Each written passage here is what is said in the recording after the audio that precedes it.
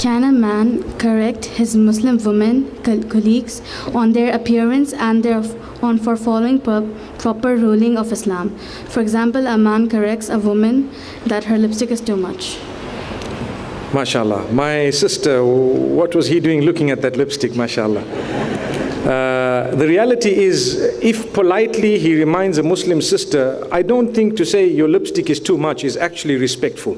To be honest with you, if I saw a sister, you know, full makeup and whatever, the first thing I would do, inshallah, I hope Allah strengthens me to just look down, you know.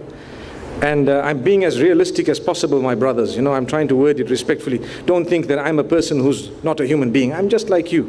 So inshallah, I try my best to look down, and I wouldn't embarrass that sister in that condition. Not at all. It's the wrong time and place. Astaghfirullah, la hawla wa la quwwata, a'udhu billah. You know, wallahi, what are you doing? You know, the woman will start hating religious people. What are these guys all about? No way. You get an opportunity, you find the right moment, you show them that you care for them as a Muslim sister, and she's not just an object. And slowly but surely, wallahi, sometimes without speaking, it will start improving itself, because they will realize that, hey, you know what, hang on, I am not created by Allah to attract the opposite sex. And to be honest, I've spoken to non-Muslim women sometimes when the opportunity has arisen, and a lot of them feel, no, I feel good when all the men look at me. I get angry when a man don't look at me, man. You know, it happened to me once. We were in an airport in one of the European countries, and I walked past, and there was this woman who was literally dressed to kill, you know. And subhanallah, by the help of Allah, and I'm relating it to Allah subhanahu wa ta'ala, because we are a human being, I didn't even look. It didn't even tickle me. And she actually came up to me a little while later and say, why didn't you look? And I'm like, astaghfirullah, now you want me to look, basically, you know. And I said, no, sister, I respect you so much that I'd appreciate, you know, and so on. And this has happened to me not a long time ago. And it's happened to other scholars in the past. And I've mentioned this in some of my lectures as well. So I think to correct a sister, there is a way, you know, a respectful way, a dignified way.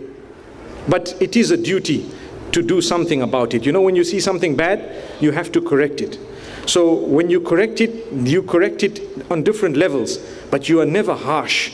The Prophet ﷺ was told by Allah subhanahu wa ta'ala, فَبِمَا رَحْمَةٍ مِّنَ اللَّهِ لِنْتَ لَهُمْ.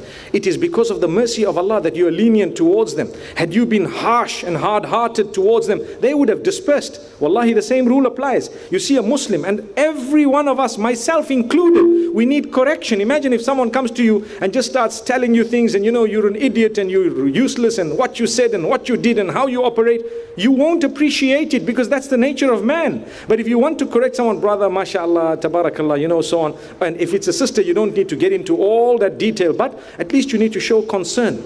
Sometimes when Muslims have Muslim colleagues who are of the opposite sex, they prefer to talk to non-Muslims than their own Muslims, you know, and this is something that beats me. I don't understand what's the logic behind it. I'm not saying you shouldn't be communicating with any of your colleagues, Muslim or non-Muslim, but I'm saying the poor sister is firstly a Muslim. Perhaps she looks up to you. I know of Muslim sisters who've been motivated at workplace just because their male colleagues never miss a salah. And the sister says, I had a male colleague who never ever missed his salah, and I was so embarrassed because I just used to sit through the lunch and do nothing. And then I said to myself, if he does it, let me do it. And there was no communication. It was just looking. So this is why we say, subhanallah, there is a way of doing things. So it is a duty of anyone, either one, to correct the other, but with respect and with wisdom. You know, we heard the verse beautifully recited earlier on, Ud'u ila sabili rabbika bil hikmah. When you are calling towards the path of Allah, call with wisdom. Don't call with you know, the first thing that comes to your head. Sit, think about it, make dua to Allah about it, ask Allah's guidance about it, then do something. You might want to send a beautiful email. And you know, when you send an email, there's a way of doing things. Because if you just send an email to the same sister who's working with you and say, sister, like the sister just said, you wear too much lipstick at work, and that is haram, as it is lipstick is red and the color of Jahannam is also red.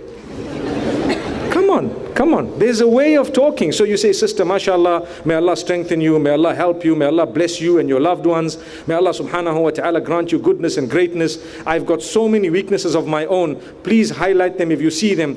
Please do not feel bad that I'm highlighting to you something minor that I believe, if it wasn't my duty as a Muslim, I wouldn't even have bothered. But I felt very, very slightly that I should perhaps let you know. And as I say, before I let you know, if there's anything that you see in me that needs attention, please let me know. And the point that I wanted to raise was, perhaps if you'd like to consider or reconsider the way you wear your makeup. Allahu Akbar. I'm trying to word it carefully. This is just an example based on what the sister's saying. Or it is much more palatable. A person will take it, they'd say, Jazakumullah khair, I appreciate, make dua for me, I thank you, because of how you said it. This goes back to the way you talk. May Allah grant us goodness and wisdom, but it is our duty to correct one another. Wallahu a'lam.